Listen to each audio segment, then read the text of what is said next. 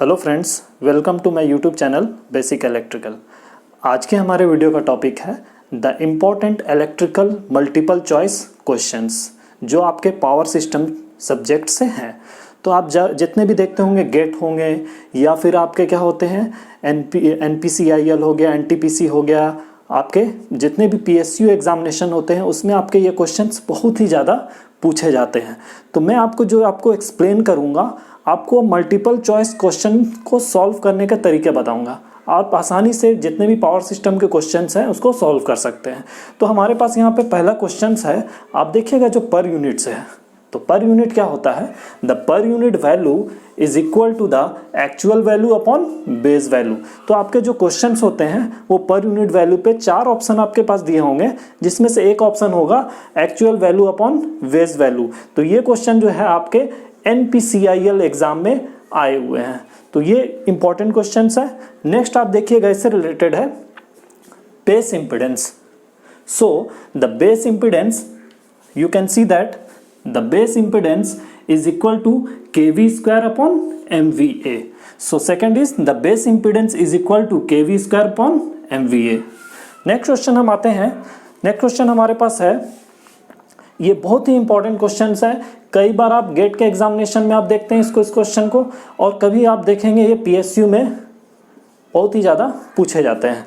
तो आप देखते होंगे क्या होता है, जो आप पर यूनिट सॉल्व करते हैं तो पर यूनिट सॉल्व करने के लिए एक तरीका होता है। तो तरीका क्या है? Z per unit new is equal to Z per unit old into MVA new upon MVA old into KVA old upon KVA new whole square. तो ये आपका क्या है, PSU में जो क्वेश्चंस आते हैं फॉर्मूला बेस्ड होते हैं। जो फॉर्मूला है क्या? Z per unit new is equal to Z per unit old into MVA new upon MVA old into KV old upon KV new whole square. Next आते हैं थर्ड। ये क्वेश्चन आपके numerical based question होते हैं। आपको सिर्फ ये 3 चीज़ें याद रखनी है जिससे आप न्यूमेरिकल इजिली आप सॉल्व कर सकते हैं। ये भी क्वेश्चन आप देखेंगे गेट वगैरह में और PSU में बहुत ही ज़्यादा पूछे जाते हैं। तो क्वेश्चन कुछ इस तरीके से आता है। क्वेश्चन आता है आपके यहाँ पे क्वेश्चन में IA1, ये IA1 क्या है? ये है आपका क्या? Positive sequence current.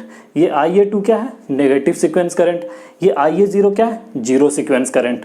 तो यहाँ पे आपका पॉजिटिव और नेगेटिव और जीरो सीक्वेंस तीनों का वैल्यू दिया होता है। आपसे पूछा जाता है कि ये कौन सा फॉल्ट है, LG फॉल्ट है, LL फॉल्ट है और LLG फॉल्ट है। तो आपको सिर्फ याद ये करना है कि आपको ये फॉर्मूला याद रखना है, और वो फॉर्मूला क्या है? जब LLG फॉल्ट होगा तो positive sequence plus negative sequence should be equal to the minus of zero sequence. Next है, तो ये हमारा क्या होगा? LLG fault. नेक्स्ट है LG फॉल्ट की हम बात करते हैं। तो LG फॉल्ट में क्या होगा आपके पास? LG फॉल्ट में हमारा क्या होता है? ये positive sequence, negative sequence and zero sequence both are equal. तो तीनों क्या होंगे? पॉजिटिव, नेगेटिव और जीरो सीक्वेंस, वो तीनों क्या होंगे? इक्वल होंगे। नेक्स्ट हम बात करते हैं LL फॉल्ट की। अगर हम LL फॉल्ट में हम देखेंगे तो हमारा जो क्या होगा, जीरो सीक्वेंस अगर इक्वल टू जीरो हो जा रहा है तो हमारा क्या हो रहा है? वो LL फॉल्ट हो रहा है। तो जीरो सीक्वेंस अगर वैल्यू आप देखेंगे वहाँ जीरो आ जाएगा, आप तीनों को देखेंगे तो उस केस में हमारा क्या होगा? ये LL फॉल्ट होगा।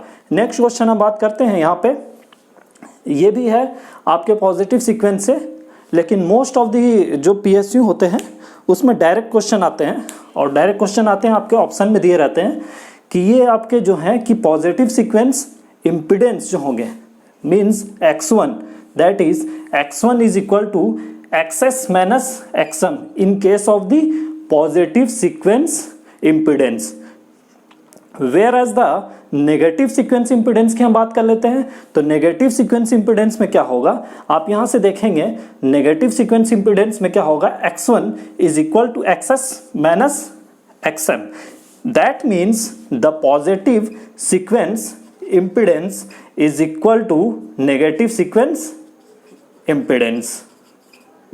तो आपके यहाँ पे क्या होंगे? पॉजिटिव सीक्वेंस इंपीडेंस और नेगेटिव सीक्वेंस इंपीडेंस की जो वैल्यू होगी वो सेम होगी। Means X1 is equal to XS minus XM और X1 is equal to XS minus XM, both are equal.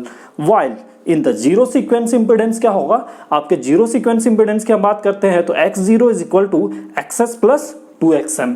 ये क्या होगा 2xm, twice of the mutual reactance के इक्वल होगा। तो ये आपका हो गया क्या जीरो सीक्वेंस इम्पीडेंस। नेक्स्ट हम बात कर लेते हैं, नेक्स्ट क्वेश्चन हमारे पास है सर्ज इम्पीडेंस। ये भी आपके बहुत ज़्यादा पूछे जाते हैं। सर्ज इम्पीडेंस लोडिंग कैसे कैलकुलेट करें, आपकी वैल्यू दी होगी V और ZC, आपसे पूछा जाएगा सर्ज इम्पीडेंस लोडिंग क्या होगा। तो आपके सर्ज इम्पीडेंस लोडिंग का निकालना है तो हम क्या करेंगे, सिंपल फॉर्मूला यूज़ करेंगे। और वो फॉर्मूला क्या होता है आप यहाँ देखिएगा, ये देखिए क्या होता है V²/ZC। इससे आप इजीली आपके सर्ज इम्पीडेंस लोडिंग को आप कैलकुलेट कर सकते हैं।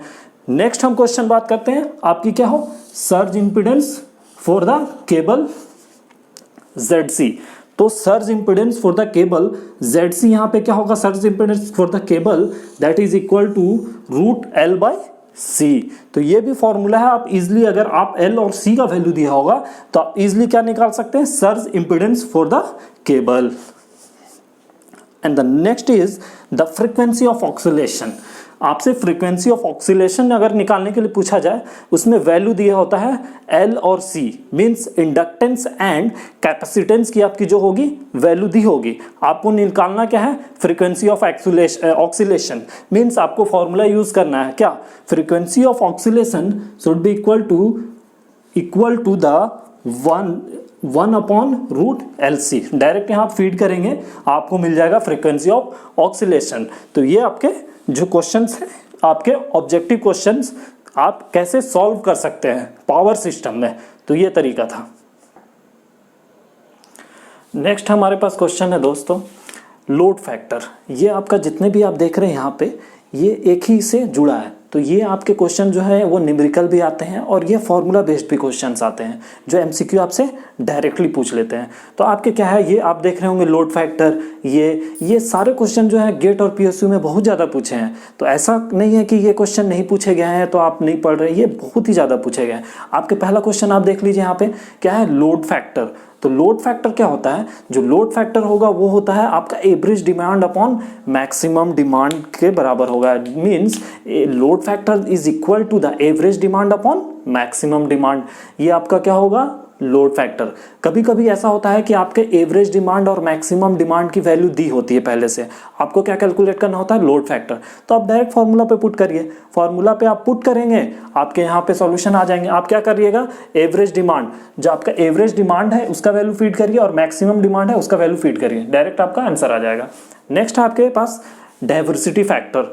The diversity factor is equal to the sum of the individual maximum demand. मतलब वो ये हुआ आपके पास कि सम जितने भी इंडिविजुअल हैं उसके सम करिए मैक्सिमम डिमांड के। आपके 100 डाटा हैं आपके पास, उसके मैक्सिमम डिमांड इंडिविजुअल जो है वो मैक्सिमम डिमांड आपका जो होंगे वो लेना है, divided by upon installed capacity. So the diversity factor is equal to the sum of individual maximum demand upon installed capacity.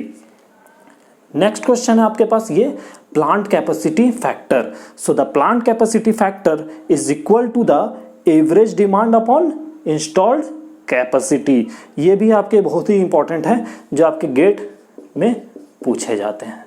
Next और PSU में, ये प्रीवियस ईयर गेट में आए हुए क्वेश्चंस हैं, ये PSU में पूछे जाते हैं, ये आपके सेल में आए हुए क्वेश्चंस हैं।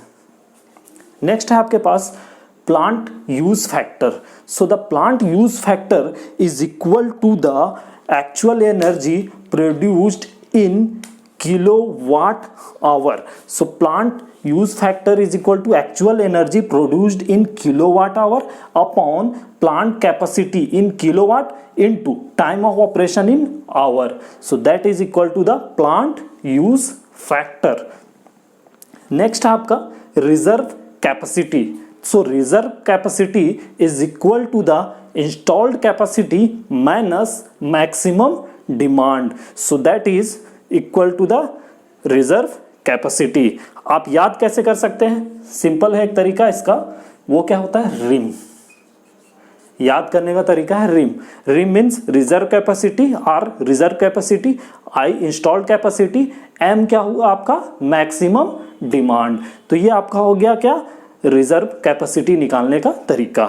नेक्स्ट आप क्या होता है क्या, for an efficient power system. ये क्वेश्चन जो है आप कंफ्यूज हो जाते हैं कभी कभी, क्वेश्चन दो तरीके से रहता है। तो मैं दोनों क्वेश्चन को अभी डिस्कस करूंगा। पहला क्वेश्चन क्या होता है, for an efficient power system, अगर एफिशिएंट हम पावर सिस्टम की हम बात कर रहे हैं तो क्या होता है, for an efficient power system the load factor and the diversity factor. दोस्तों तो पहला क्या बताया मैंने कि एफिशिएंट जो पावर सिस्टम होता है उस केस में क्या होता है, आपके both load factor and diversity factor should be high, दोनों क्या होंगे आपके हाई होंगे, लेकिन आपके डाइवर्सिटी फैक्टर जो होंगे वो always should be greater than 1 होंगे, लेकिन load factor should be less than 1। ये आपको पॉइंट याद रखना है, क्या diversity factor should be the greater than 1 and the load factor should be the less than 1। तो ये आपके इंपॉर्टेंट जो है इलेक्ट्रिकल के पावर सिस्टम के इंपॉर्टेंट एमसीक्यू हैं जो आपके बहुत ज़्यादा पूछे जाते हैं। तो उम्मीद है इस छोटे से वीडियो से आपको पूरी इंफॉर्मेशन मिल गई होगी दोस्तों। So please like and subscribe करना ना भूलें हमारे चैनल को basic electrical. Thank you very much.